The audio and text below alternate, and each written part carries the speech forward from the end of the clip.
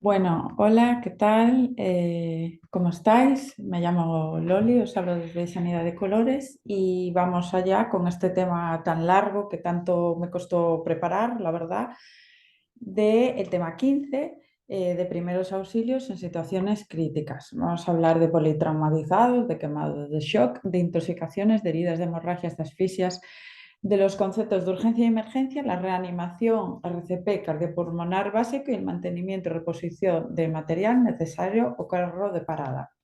Primeramente, empiezo con el concepto de primeros auxilios, decir que los primeros auxilios son todos aquellos cuidados o medidas que realiza la persona que auxilia o auxiliador en el mismo lugar donde ha ocurrido el accidente. O sea, vemos un accidente, nosotros como profesionales sanitarios tenemos el deber de parar, si no podría ser una omisión de socorro, como sabéis, y auxiliar, hacer los primeros auxilios al accidentado. Necesitamos un material prácticamente improvisado hasta que llega el personal especializado.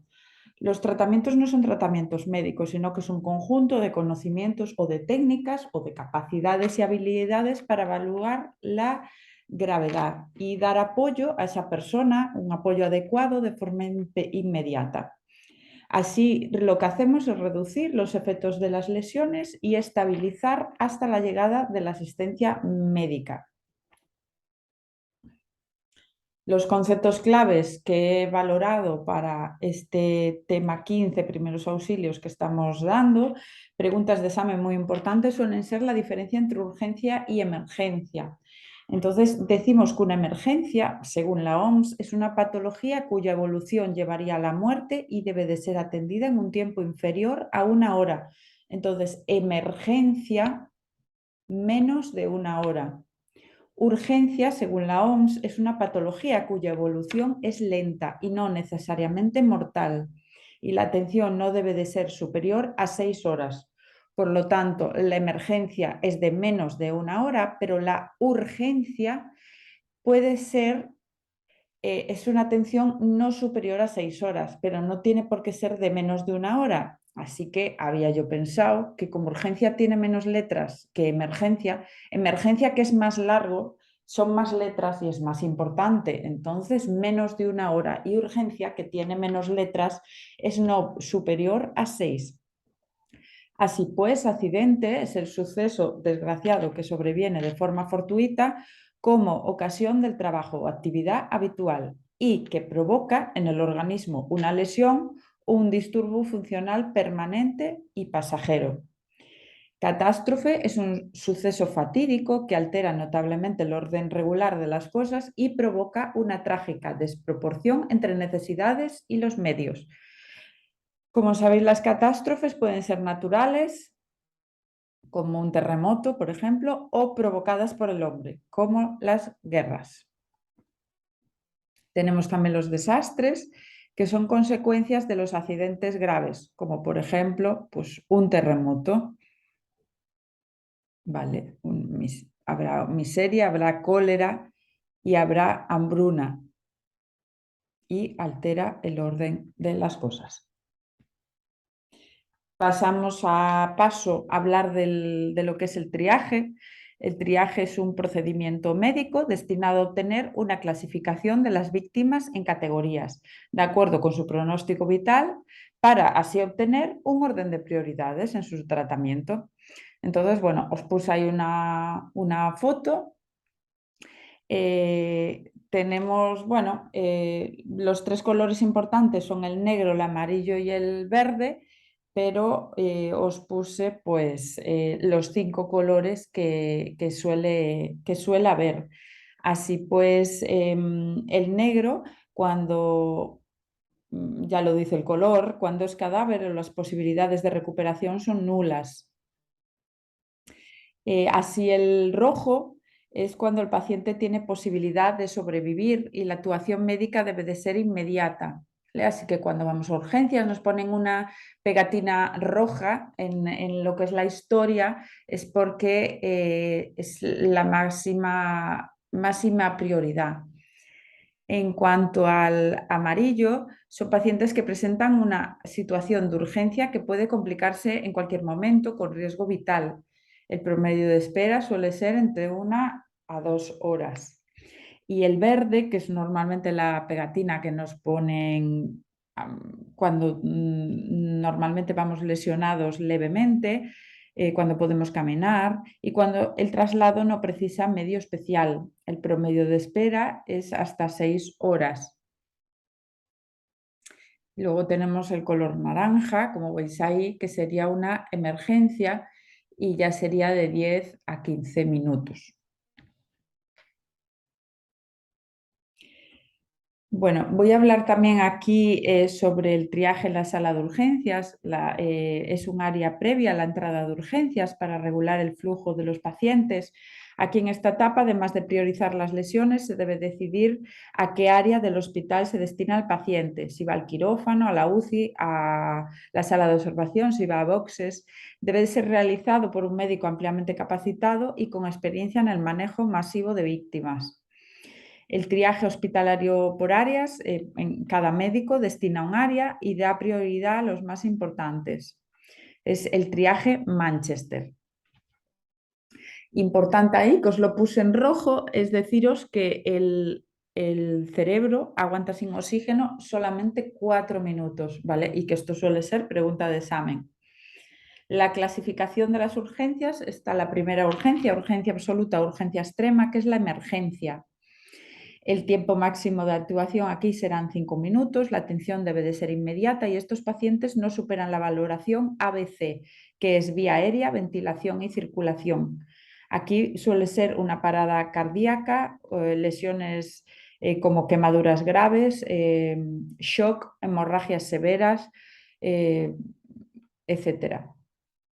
La segunda urgencia en los pacientes que superan la valoración ABC, vía aérea, ventilación y circulación, pero cuya situación es potencial deterioro. El tiempo máximo es 30 minutos.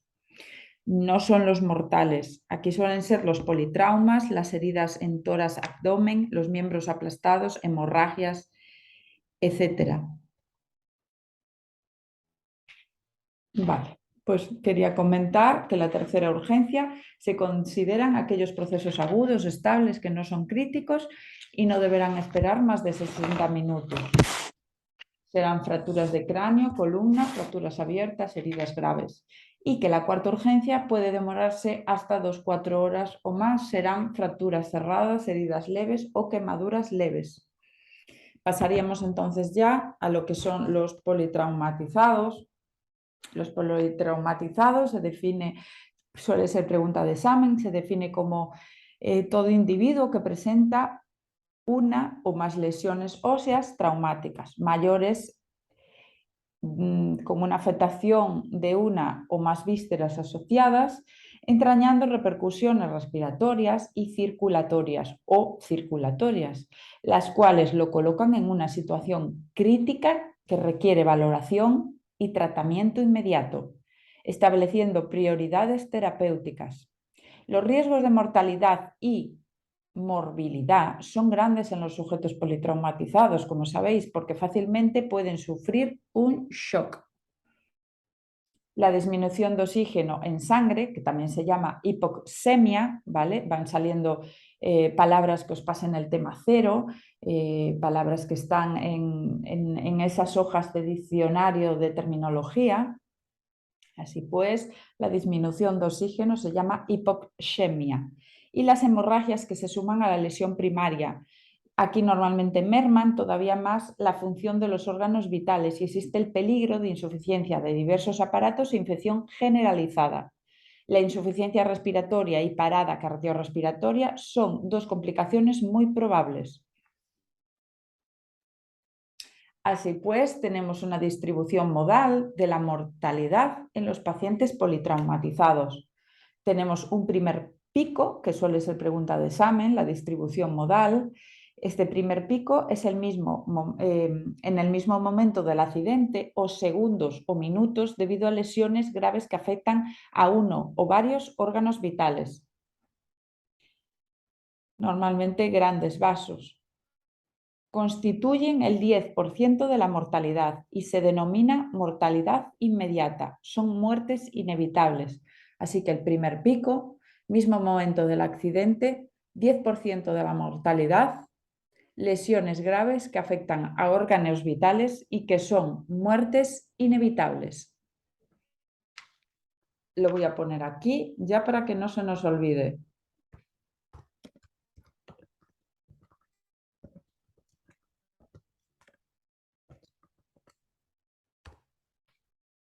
Vale, pues seguimos. El segundo pico es la denominada hora de oro, importante. Segundo pico es la denominada hora de oro y va desde unos minutos después del accidente, los 10 primeros se denominan minutos de platino, hasta transcurrida una hora. Suelen ser hematomas epidurales, subdurales, roturas esplénicas, fracturas de fémur, etc. Constituyen el 75% de la mortalidad. Se denomina mortalidad precoz y son muertes evitables, que también lo vamos a poner aquí. Son muertes evitables, ¿vale? Esto es importante, por eso os lo voy a poner aquí ahora sobre la marcha. Muertes evitables. Perfecto. Pues seguimos. A ver si consigo poner así. Perfecto. Muy bien. Seguiríamos entonces con el tercer pico, que transcurridos varios días o incluso semanas tras el accidente por complicaciones sistémicas, politraumáticas o postquirúrgicas, este se denomina mortalidad tardía y constituye el 15% de la mortalidad. Esto sí, es importante, ya os lo puse ahí.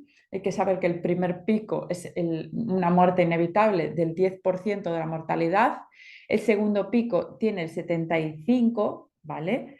Y que son muertes evitables y que se llama hora de oro. Y que el tercer pico pueden transcurrir varios días y que es el 15% de la mortalidad. Vale, así pues nos vamos con la valoración del politraumatizado, donde tenemos una valoración primaria, la valoración primaria y tratamiento de la urgencia vital. El objetivo general es detectar el mínimo tiempo posible aquellas lesiones que pueden conducir a la muerte del paciente y tratarlas, afrontando cada problema conforme va apareciendo. Así pues, la valoración inicial comienza con una visión global del paciente que puede brindar bastante información. Tenemos aquí lo que es la consciencia, los signos de hemorragia externa, el dolor, con una sencilla pregunta como ¿qué ha pasado? Mientras se comienza a explorar el pulso y llenado capilar, tendremos información acerca del nivel de consciencia, vía aérea y respiración. Bastan 15 o 30 segundos para obtener esta información. Normalmente, en casos de alteración del nivel de consciencia y en todos los demás casos, hay que hacer un examen más completo para saber más cosas. En cuanto al control de la vía aérea y de la columna cervical, normalmente es necesario asegurar la permeabilidad de la vía aérea con control cervical y administración, en cualquier caso, de oxígeno a alto flujo. La causa más frecuente de muerte evitable es la obstrucción de la vía aérea por la lengua al disminuir el nivel de consciencia. Como sabemos, si el paciente no responde a nuestras preguntas, debemos escuchar los ruidos respiratorios y abrir la boca para observar la vía aérea superior. Si está obstruida, limpiaremos la boca de cuerpos extraños y elevaremos la barbilla, traccionando al mismo tiempo del maxilar inferior para dejar libre la vía aérea, con especial cuidado ante la posibilidad de lesión de la columna cervical.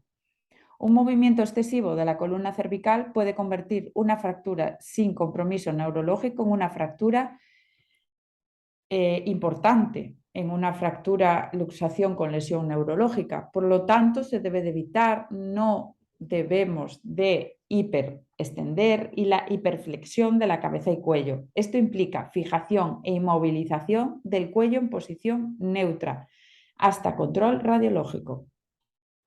¿vale? Esto es muy importante. Si la permeabilidad de la vía aérea se mantuviese, colocaremos una cánula oro-nasofaringia o procederemos a la intubación oro-nasotraqueal según lo requiera la situación. Ventilación. Ver, oír, sentir, ver si respira. La hipoxia es una de las causas más importantes de muerte temprana en el politraumatizado, ya lo sabéis, ¿vale? Como sabéis, la hipoxia el término significa disminución del oxígeno disponible para las células del organismo. Así se producen alteraciones en su normal funcionamiento, al no poder obtener energía necesaria de los alimentos mediante las reacciones oxidativas correspondientes. Hay una hipoxia, esta es la causa más frecuente de muerte temprana, por lo que en esta fase hay que asegurar una correcta oxigenación y ventilación del paciente, que puede verse comprometida por una urgencia vital habitualmente asociado al traumatismo torácico cerrado, como el neumotórax a tensión. Desvestir el tórax del paciente para visualizar los movimientos respiratorios es lo que solemos hacer en ambos hemitórax, comprobando la integridad de la pared torácica, así como la profundidad y frecuencia de respiración. También comprobaremos la espontaneidad de la respiración.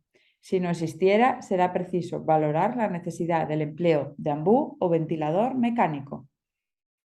Pasamos a circulación. Si respira, compruebo respiración. Nivel de conciencia. Podemos obtener una estimación del estado del sistema cardiovascular observando una serie de signos. Color y temperatura de la piel. La frialdad y la palidez de la piel son sinónimos de hipoperfusión. El pulso. Si el pulso es débil y rápido, es sinónimo de hipovolemia. Relleno capilar. El lecho ungueal, debajo de la uña. En pacientes normovolémicos, al relleno se produce antes de 2 segundos. Tensión arterial por equivalencias. Pulso radial, pulso femoral, pulso cariotidio. El pulso radial, la tensión mayor de 80. Pulso femoral, la tensión mayor de 70. O pulso carotidio, la tensión mayor de 60. En hemorragias importantes identificaremos los pulsos sangrantes y comprimiremos de forma directa y con el miembro elevado. También se puede presionar en la zona proximal de la herida sobre planos donde una arteria importante descanse sobre una dura. El pulso rápido o filiforme más la hipotensión suele ser igual a hemorragia de siempre. ¿Vale? Si hay una hipotensión y hay un pulso rápido, es una hemorragia. Preguntas de examen. ¿Qué se valora en la escala de Glasgow? ¿Cuáles de las escalas se utiliza para lo neurológico? 5. Examen neurológico. Para valorar el nivel de consciencia existen varios modelos, desde el más simple o ALEC, alerta, despierto, consciente, L, letárgico, solo responde a estímulos verbales, E, estuporoso, solo responde a estímulos dolorosos, o C, comatoso, no responde a estímulos, hasta la escala de Glasgow. Otra pregunta, ¿qué 3 parámetros valora el Glasgow? Alerta, letárgico y comatoso. ¿Qué se valora en la escala de Glasgow? El nivel de consciencia es lo que se valora, ¿vale? También hay que valorar las pupilas, investigando la morfología, simetría y reactividad a la luz y a la acomodación. Todo paciente que presenta alguna alteración de los parámetros anteriores ha de ser evaluado como paciente crítico, lo cual implica abreviar las maniobras de campo, trasladarlo al hospital lo más rápidamente posible y allí es donde se continúa con los gestos terapéuticos complementarios en ruta. Los pacientes politraumatizados deben de ser reevaluados con frecuencia de forma que no pasen por alto signos nuevos que puedan aparecer una vez resueltos los problemas vitales iniciales. La valoración secundaria Una vez salvada la urgencia vital, procederemos a la valoración secundaria, que consiste en un examen exhaustivo del paciente desde cabeza a pies, de forma ordenada y sistemática, basándose en la inspección, palpación y auscultación, primero por la cabeza e ir hacia abajo. Se desnudará el paciente y comenzaremos la exploración por la cabeza, para seguir con el cuello, el tórax, el abdomen, la pelvis, las extremidades y así finalizar con un examen neurológico. En cuanto a la cara y la cabeza, pues buscaremos lesiones externas como contusiones, abrasiones, laceraciones, etc. Es muy importante la cara y la cabeza porque aquí podemos tener una fractura de base de cráneo. Si el traumatismo no compromete la vía aérea, las lesiones maxilofaciales deben de tratarse cuando el paciente esté estable. Reevaluar el tamaño y relatividad pupilar. Palpar el cráneo en busca de fracturas. Si presenta scalp, un golpe fuerte, ha de explorarse metiendo el dedo para comprobar si tiene línea de fractura o fractura hundimiento. Sospecharemos de fractura de base de cráneo si hay sangre en nariz u oídos o hematomas en anteojos o mastoideos. El signo de Battle, el signo de mapache. ¿Vale? No sé si os puse aquí una foto. Sí, os puse aquí una foto, ¿vale? Sería esto, ¿vale? La fractura de base de cráneo sería esta foto que veis aquí, abajo a la derecha, en la que claramente se ve pues esos ojos, así como de mapache, en donde vemos que ahí sí hay una fractura de la base de cráneo, ¿vale? Hay un hematoma retroarticular, ¿vale? En el signo de Battle y hematomas periorbital. Vale, pues nos pasamos a lo que es el cuello. Hay situaciones que deben hacer sospechar lesión de columna cervical, como pacientes con lesión supraclavicular evidente, como pacientes accidentes de moto, como precipitaciones, ahogados. Aquí inspeccionaremos el cuello fijándonos en la posición de la tráquea, que debe de estar en posición medial. Si está desviada en un paciente con traumatismo torácico, puede indicar neumotórax. Y en un politraumatizado no se ven habitualmente las venas del cuello por hipovolemia. Si se ven, pensaremos en un neumotórax o taponamiento cardíaco. Siempre sospecharemos, en cualquier caso, que existe lesión, mientras no se demuestre lo contrario, e inmovilizaremos el cuello con collarín cervical y o inmovilización cervical tetracameral, que son 4 cámaras que se inflan.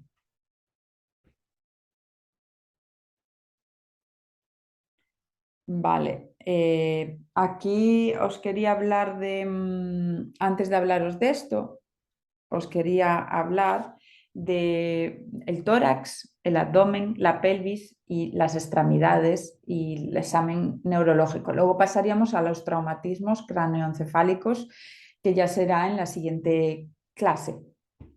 En cuanto al tórax, visualizaremos tanto la parte anterior como la posterior, buscando contusiones, heridas, abrasiones y controlando los movimientos torácicos respiratorios. Aquí pues hay, si hay zonas de movilidad normal, que son segmentos de bolet costal o hemotoras, palparemos la caja torácica tocando costillas, clavícula u omóplato y esternón.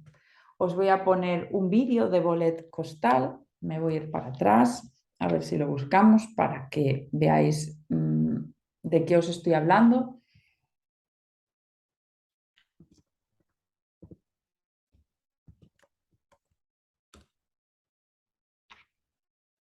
En el que sería de lo que os estoy hablando, ¿vale?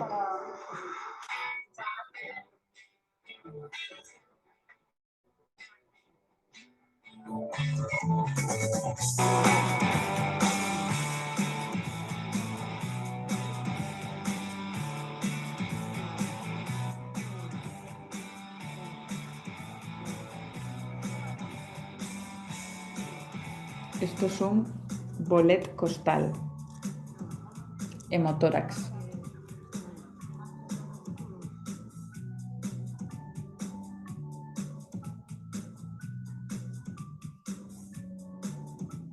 Normalmente aquí hay rotura de costillas, ¿vale? Y bueno, se miraría así.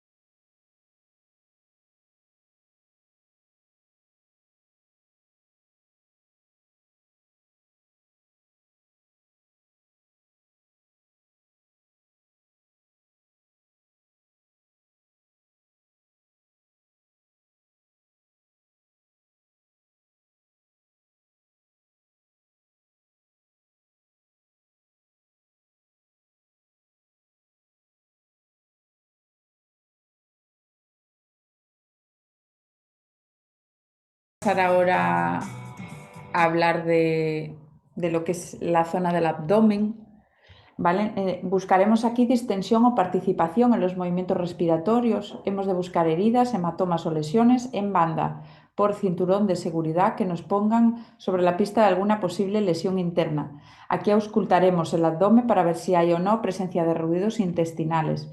Palparemos el abdomen buscando cualquier signo de alarma, resistencia, vientre en tabla, etc. En cuanto a la pelvis, buscaremos alteraciones de la piel, deformidades o distensiones, presionando cuidadosamente medial y lateralmente las crestas ilíacas. Si la compresión del cinturón pelviano es doloroso, pensaremos en una fractura, considerando al paciente como crítico, ya que estas lesiones pueden ocasionar en ocasiones shock muy severo. Aquí examinaremos la región perineal y el tracto rectal para valorar la presencia de sangre, desgarros, hematomas, etc. En cuanto a las extremidades, exploraremos huesos y articulaciones ante cualquier sospecha de fractura y movilizaremos el miembro. Valoraremos la existencia de pulsos periféricos para descartar lesiones más severas y se curarán las heridas y se aplicará terapia antitetánica. Tras terminar el examen físico para evitar la hipotermia, cubriremos al poli traumatizado con sábanas isotérmicas. Como sabéis, la hipotermia, ya lo hemos hablado